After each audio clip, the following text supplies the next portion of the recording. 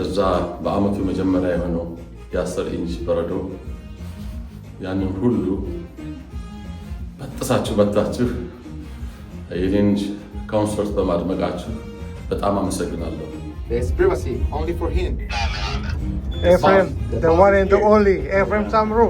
የነጭ ምንጣፍ ፈተናና የፍቅር ድል የኤፍሬም ታምሩ ታሪካዊ ምሽት በሚኒሶታ ቀኑ ኖቬምበር 29 ነው።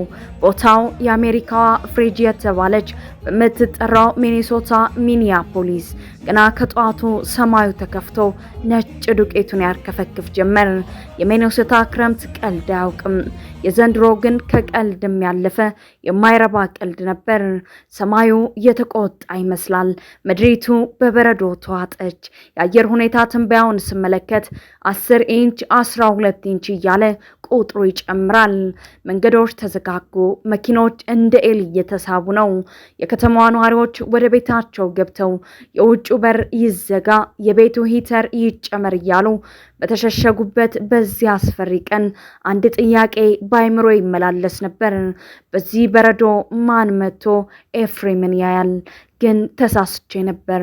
የኢትዮጵያውያን የሙዚቃ ፍቅር በተለይም የኤፍሬም ታምሩን አድናቂዎች ጽናት ከበረዶ ዶፍ በታች አሳንሼ ገምቼ ነበር።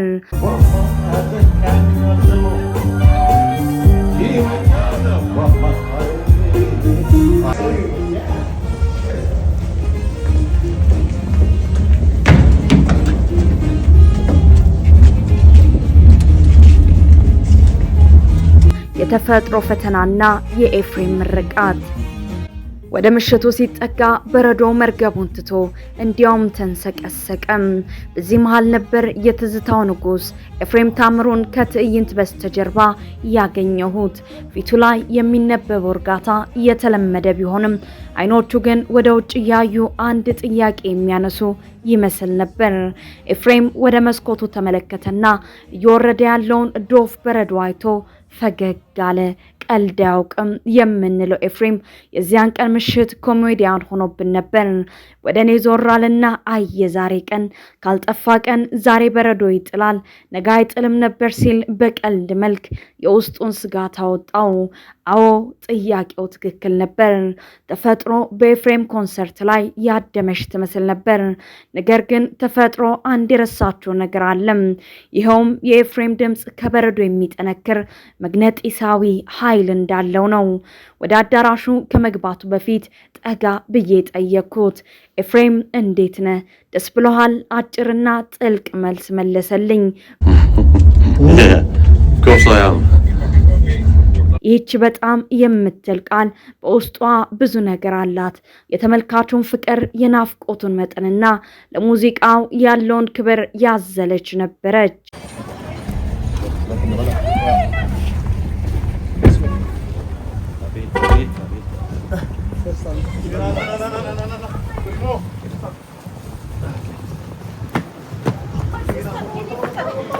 የማይታመን ትዕይንት አዳራሹ ሲሞላ በስፓኒሽኛ ተናጋሪ ግዙፍ ቦዲጋርዶች ታጅቦ ወደ አዳራሹ አመራ። There's privacy only for him.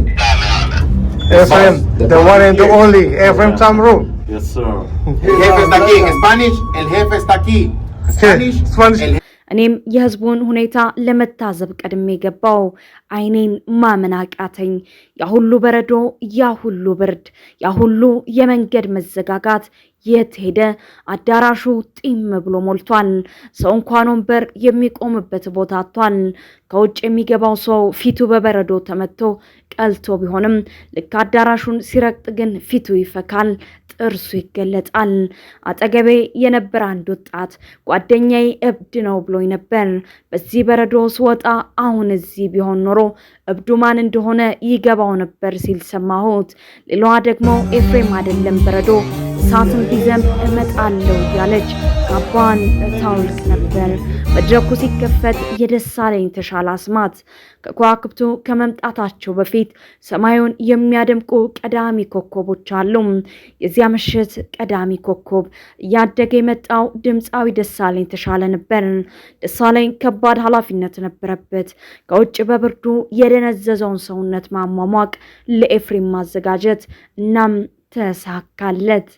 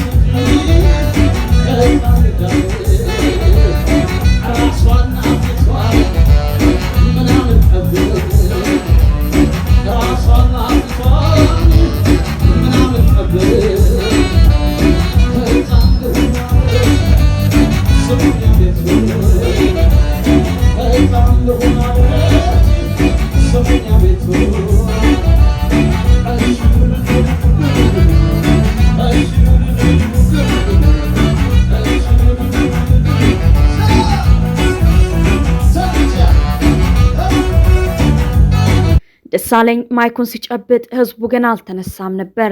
2-3 ዘፈኖችን ሲለቅ ግን ያይቀዘቀዘ ደም መፍላት ጀመረ። የደሳለኝ ጉልበት ተላላፊ ነበር። መድረኩ ላይ እያረገደ ህዝቡን ሲያናግር አዳራሽ ውስጥ የነበረው የሙቀት መጠን በቅጽበት ተቀየረም። ሰው ከወንበሩ ተነሳ። ትካሻዎች መመታታት ጀመሩ። ደሳለኝ መድረኩን ለኤፍሬም ሲያስረክብ ህዝቡ በጉጉት እንደ ቋያ እሳት ነዶ ነበር። የንጉሱ መግባት አዳራሹ ቀለጠም። ሰዓቱ ደረሰ። መብራቶች ደበዘዙ። የሙዚቃ መሳሪያዎች ቅንብር ተጀመረ። የኤፍሬም ታምሩ ስም ሲጠራ አዳራሹ በጩኸት ተናወጠ። ያ ሁሉ በረዶ የቀዘቀዘው ሚኒያፖሊስ በኤፍሬም ድምጽ ቀለጠች። ኤፍሬም መድረክ ላይ ወጣ። ገና የመጀመሪያዋን ኖታ ሲያወጣ ህዝቡ አብሮት ዘፈነም። እንኳን የሰው ፍቅር እያለ ሲጀምር እያንዳንዱ ሰው የራሱ ትዝታ፣ የራሱ ታሪክ፣ የራሱ ቁስልና የራሱ ደስታ ውስጥ ገባ። በዚህ መሃል አንድ አስደናቂ ትዕይንት ተመለከትኩ። የኤፍሬም ዘፈን ሲያይል፣ ስሜቱ ጣራ ሲነካ፣ ወጣቶቹ ሴቶች በወንዶች ትከሻ ላይ ተሰቀሉ። እሽኮኮ አዳራሹ በጭፈራ ተናወጠ። ቆነጃጅቱ ከላይ ሆነው ሲወዘወዙ አዳራሹ የሚኔሶታ ሳይሆን የአዲስ አበባ ስታዲየም መስሎ ነበር። ኤፍሬምም ይህንን ሲያይ ድምጹን የበለጠ ከፍ አደረገው።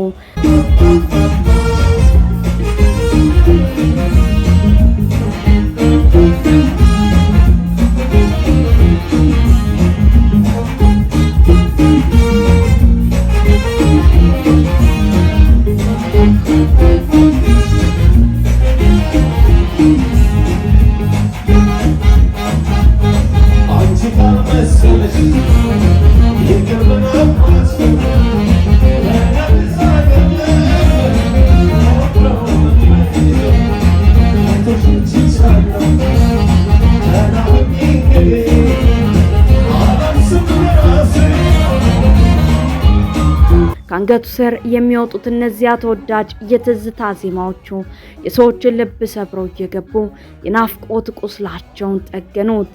ይህ በረዶ አይደለም፣ ፍቅር ነው። አንደኛው አድናቂ በስሜት አጠገቤ ቆሞ ይጮህ ነበር። ይህ ሰው አስማተኛ ነው እንዴ? እንዴት ነው ልባችንን የሚያውቀው ይላል። በእርግጥም ኤፍሬም የልብ ጠጋኝ ነው። ከ20 እና 30 ዓመት በፊት የዘፈናቸው ዘፈኖች ዛሬም ድረስ አዲስ ይመስላሉ። ወጣቱ፣ ጎልማሳው፣ አዛውንቱ በኩል ስሜት ይዘፍናል። ኮንሰርቱ እየገፋ ሲሄድ ውጭ እየጣለ ያለው በረዶ 10 ኢንች መሆኑ ሁሉም ረሳው። በአይኔ ያየሁት ነገር ቢኖር በሙዚቃ የሰከረ በፍቅር የሟሟና በትዝታ ያዋለለ ህዝብ ነው። ኤፍሬም እያንዳንዱን ዘፈን ሲጨርስ የሚሰጠው ክብር ጣራ ይነካ ነበር።